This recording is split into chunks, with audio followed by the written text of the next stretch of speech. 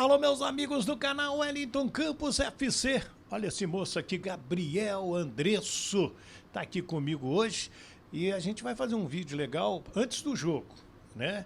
Não vamos tentar adivinhar o que vai acontecer, né, Gabriel? Isso aqui é que nem aqueles produtos de supermercado, é prazo de validade curto, mas de qualquer maneira é já repercutindo todo o contexto dessa semana importante para o Vasco. Então, mas a gente vai falar dessa preparação, tem um novo transfer ban, quero comentar com ele, de qual jogador agora?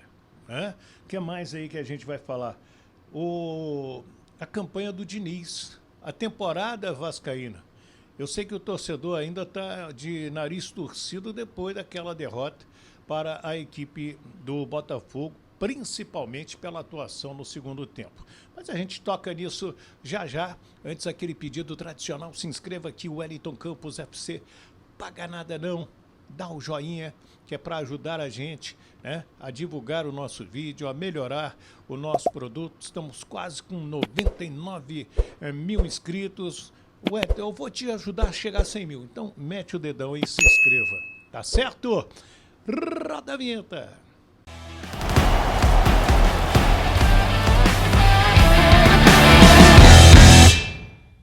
Então, vamos lá, minha gente. 9h30 a bola rola. Então, a gente traz aqui uma preliminar. Você é do tempo da preliminar? Preliminar, sim. Peguei muita preliminar ainda no Maracanã, São Januário, alguns estádios aqui onde a gente conseguia ver jogos de... E até de pequenos também, né? Lembro que o primeiro jogo que eu narrei na minha vida foi um América e Bangu lá em Edson Passos. Tinha uma preliminar de juniores antes entre os mesmos clubes.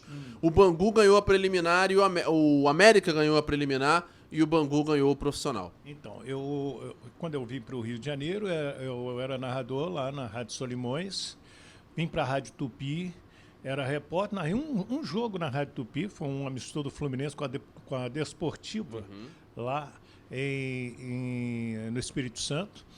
E depois eu fui para a Rádio Nacional. Fiquei pouco tempo na Tupi, fiquei 16 anos na Rádio Nacional. Lá era narrador, era repórter, era apresentador e sem dúvida era interessante.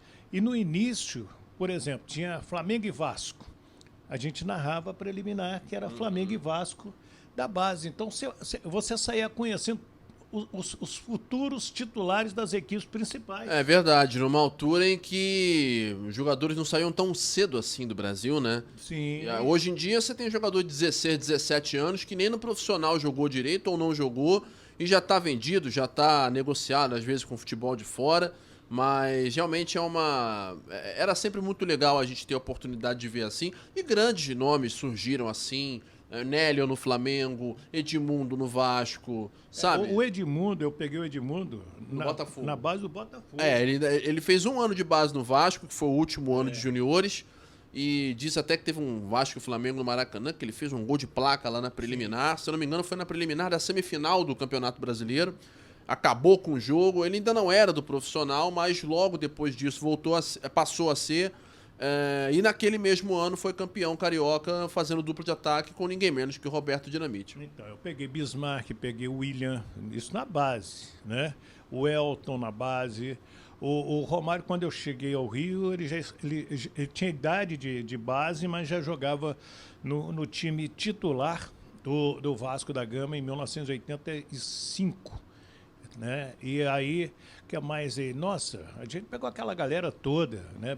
O Sorato, e ainda convivi com o Luiz Carlos Vinck, né? Outra doce figura, Mauricinho Piquitito Rebelde, o próprio Bob Dinamite, Zé do Carmo, que é uma figuraça. Grande Zé do Carmo, Marco Antônio Boiadeiro, campeão de 89. Marco Antônio, na hora de renovar o contrato, ele sempre teve muito dinheiro, fazendeiro, mas olha, o Eurico sofria para renovar o contrato dele. Era um grande volante, inclusive foi titular da seleção, sim, se eu não me engano, 93, naquela Copa que teve nos Estados Unidos, que foi a mãe da Copa das Confederações, que o técnico já era Parreira. E depois foi para a Copa América no Equador, se não me engano. Foi, que em 93 o Brasil acabou não conseguindo chegar à final, se não me engano foi eliminado para a Argentina, e a própria Argentina, salvo engano, foi a campeã naquele ano. Gostou do varandão da saudade aqui, pra gente relembrar? Mas então, gente, vamos lá. Vamos pro Independiente Del Valle e Vasco. Nunca se enfrentaram, né? Agora, eu fui pegar aqui, ô Andressa, eu não sou muito desse negócio de número, de aproveitamento, mas achei interessante. O Vasco já jogou 36 vezes neste ano. 12 vitórias, 10 empates, 14 derrotas. Então perdeu mais do que ganhou. Fez 44 gols, sofreu 40. Tem 43% de aproveitamento na temporada. Como visitante, 18 jogos, 4 vitórias, 5 empates e 9 derrotas. Marcou 21 gols, sofreu 26, tem um aproveitamento de 31. Isso ganha jogo? Não, quem me ensinou isso foi o Canhotinha. Mas o torcedor gosta de saber esse negócio desses números. Pois é, e ainda é um aproveitamento ruim. Claro que a gente fica sempre na torcida para que o Vasco consiga um grande resultado. Mas é um aproveitamento ruim para uma equipe fora de casa, mesmo que em São Januário seja o inverso proporcional. O Vasco esse ano só perdeu, me consta, uma vez em São Januário, que foi aquele jogo do Bragantino. Não me lembro de outra derrota. Também não me lembro. Mas, em todo caso, ainda são números ruins para uma equipe que se propõe a estar a brigar mais do que para não cair. A brigar mais do que fazer só figuração numa competição de mata-mata. Querendo ou não, o Vasco está no playoff de Sul-Americana, ele está entre os, vamos dizer, 24 melhores, né? Porque não chegam a ser os 32 e nem os 16. Então seriam os 24, valendo uma vaga nas oitavas. Tá entre os 16 da Copa do Brasil, vai pegar o CSA agora no final do mês. E, obviamente, que tem as suas aspirações. É preciso realmente conseguir voltar a fazer bons resultados. E o próprio Diniz falou sobre isso no sábado à noite lá em Brasília. Ele falou, os erros que nós cometemos contra o Botafogo, pelo adiantado da temporada, pelo momento do ano e pelo nível dos erros que nós cometemos, já não são mais admissíveis. Então a gente precisa... Quase imperdoáveis. Pois é, a gente precisa, a partir de agora... tivemos um mês para treinar e essa foi a grande bronca do torcedor, né? Pô, passou um mês treinando e apresentou um futebol pior do que o que estava antes, né? Querendo ou não, a impressão deixada na vitória em cima do São Paulo foi muito melhor. Nossa Senhora. O time jogou muito bem, talvez tenha sido o melhor jogo do Vasco na temporada e esse, em contrapartida, um dos piores. Então, eu diria que é fundamental que a equipe consiga se encontrar de novo, mesmo porque, além desse jogo fora contra o Del Valle, depois vai ter 2 jogos em casa. Contra o Grêmio do sábado no Brasileirão e contra o próprio Del Valle na outra semana em São Januário. Mas aí vão ser 2 jogos fora, porque vai enfrentar o Internacional fora de casa e depois o CSA pelo jogo de ida da Copa do Brasil. E para quem tá achando que o CSA vai ser mole, não vai ser não. O CSA tirou o Santos. O CSA tirou o Santos de Neymar e o Vasco já caiu numa Copa do Brasil para o CSA. Eu estava atrás daquele gol, o gol foi no gol da Capela de Nossa Senhora das Vitórias, e o cara chutou do meio do campo. Senão, era Dago, depois veio pro Fluminense. Foi, em 1992, o CSA ganhou, tem até esse gol aí no Sedoc, outro dia eu até boto depois no nosso Tupi na Rede, aqui na Super Rádio Tupi. Você vai torturar o torcedor do Vasco? Eu vou pegar um de cada, pra não dizerem que eu tô com aquele ferrinho de dentista, não. Mas é um gol do Dago, o CSA eliminou o Vasco em 92 e ganhou do Vasco na Série B em 21, se eu não me engano, ou 20 ou 21. Então, realmente é um adversário que mesmo em São Januário não dá moleza. De qualquer maneira, o nível realmente precisa melhorar e o Diniz foi muito enfático nesse sentido. Acredito que para essa noite a gente possa, se não esperar uma grande atuação, pelo menos uma postura diferente. Isso é o que o torcedor está esperando e está almejando. Olha aqui, gente, o Verratti já tem 52 gols pelo Vasco, esse ano ele já marcou 19, e o Lucas Piton tem 7 assistências em 2025.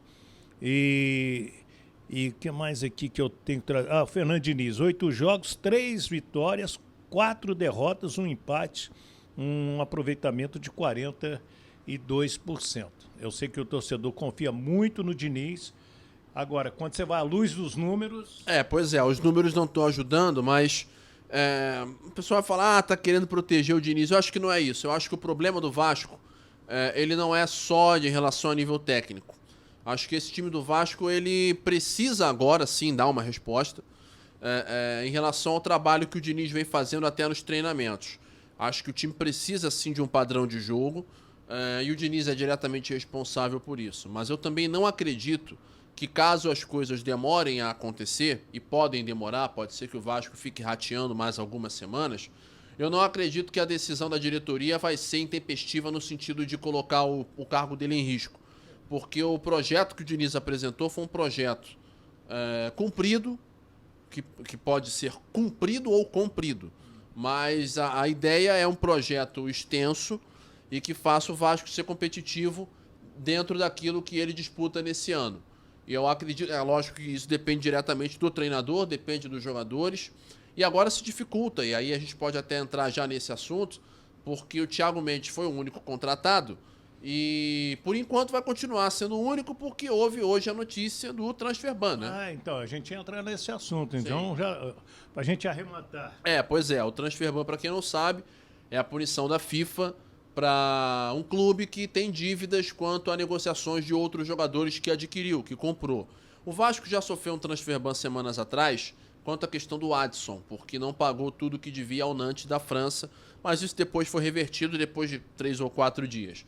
E nessa terça-feira veio a notícia de que veio um novo Transferban junto à FIFA por conta da questão do Sforza. O Vasco não pagou tudo que devia ao Newell's Old Boys e o clube argentino entrou com uma ação na FIFA e aí a FIFA respondeu. Com o Transferban, o Vasco fica então proibido de contratar e registrar jogadores até segunda ordem, até que a sua sanção seja levantada. Ou que pague, né? Ou que pague a dívida. Mas é mais provável que até que a sanção seja suspensa. Nesse caso, o Vasco já tinha alegado isso na outra vez, de que a dívida do Adson, assim como a do Sforza, já está incluída na recuperação judicial, que foi feita meses atrás. Então, toda a renegociação já teria sido feita. Aí vai da FIFA acatar isso ou não. Da última vez ela acatou. A diretoria espera que ela acate isso novamente. E acatando, levanta a suspensão. E o Vasco pode voltar a contratar e a registrar jogadores. Mas não deixa de ser um impeditivo, não deixa de ser um obstáculo a mais dentro da situação do clube, que já não é fácil e que já vem dando murro em ponta de faca no sentido de trazer reforços. O Thiago Mendes era o único, ou é o único, mas o clube ainda busca um meia e 2 atacantes. E, se possível, um zagueiro. Até agora, desses 5, só conseguiu um. Gente, a seleção brasileira feminina, que está jogando a Copa América no Equador, está no mesmo hotel do Vasco. E o clube aproveitou para homenagear a Marta e a Angelina. A Marta começou no Vasco da Gama, a Angelina também passou, e elas receberam camisas personalizadas do Vascão da Gama. Vamos pro jogo? Vamos pro jogo. Qual o placar? Acho que um empatezinho é vitória, hein? É? Eu vou de 1-1. Acho que 1-1 não é ruim. Mas aí é claro que o que a torcida espera mais do que resultado é a postura do time. Se você estiver assistindo esse vídeo depois do jogo, você já pode até dizer, o Gabriel Andrés acertou, o Gabriel Andrés errou. Se você estiver assistindo antes ou durante, de qualquer maneira, anote aí de qualquer forma.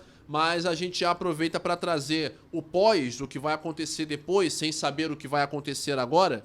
Os jogadores vão ficar em Quito essa noite, voltam ao Rio nesta quarta-feira, e aí tem treinos na quinta e na sexta no CT Moacir Barbosa. Isso já está definido para o jogo de sábado, 5h30. Atenção para o horário, 17h30, 5h30 da tarde. Não é 6h30, é uma hora antes. No fuso de São Januário. 5h30 da tarde, Vasco e Grêmio. O Vasco, historicamente, tem um bom retrospecto contra o Grêmio em casa, não tem fora.